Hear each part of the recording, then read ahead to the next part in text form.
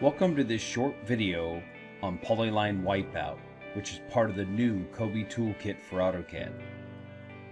On the screen here I have a few polylines, and if you ever get that situation where you have a polyline and you've got something underneath of it and you'd really like to wipe out that one small little portion, that's what this command actually does.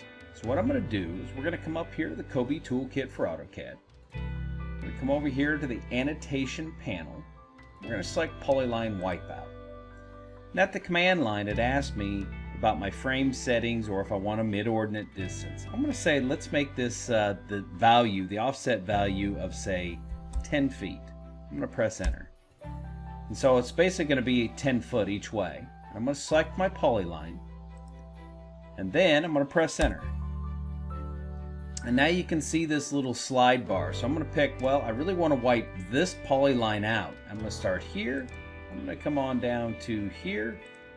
And now you can see that I've wiped that out. And what's actually happened in the background, as you can see there, is we're creating a wipeout for you. So let's try this again in another location. Maybe I want to hide these contours, multiple contours here. So I'll go back up to the Polyline Wipeout command.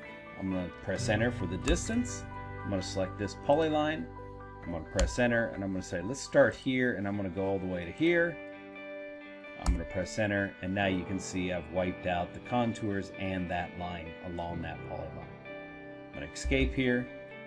This concludes this short video on the Polyline Wipeout command, which is part of the Excitech Toolkit for AutoCAD.